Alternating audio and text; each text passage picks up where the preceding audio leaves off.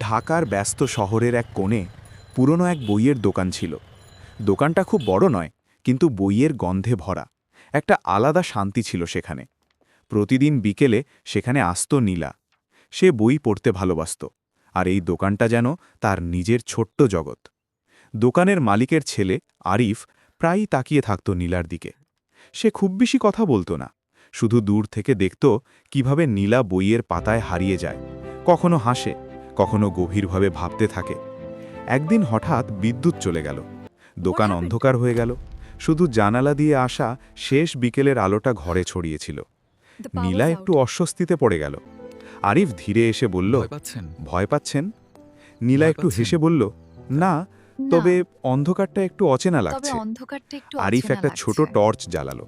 আলোটা নীলার মুখে পড়তেই সে যেন আরও সুন্দর হয়ে উঠল। সেই মুহূর্তে আরিফের মনে হলো, এই মেয়েটার সঙ্গে কথা বলা দরকার আজই। কেন এসেছো? আপনি প্রতিদিন আসেন বইয়ের জন্য নাকি? নীলা তাকিয়ে বলল, শান্তির জন্য। আরিফ একটু থেমে বলল, তাহলে আজ কি একটু গল্পের জন্য সময় হবে? সেই দিন থেকে শুরু। বইয়ের পাতার বাইরেও তাদের গল্প চলতে লাগল। তারা একসাথে চা খেত, নতুন বই নিয়ে আলোচনা করত, কখনো ঝগড়া করত, আবার ঠিক হয়ে যেত।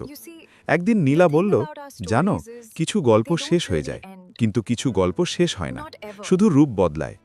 আরিফ হাসল, আমাদের গল্পটা কোনটা হবে? নীলা জানালার বাইরে তাকিয়ে বলল, শেষ বিকেলের আলোর মতো। শেষ হয় না, শুধু অন্য রঙে ফিরে আসে।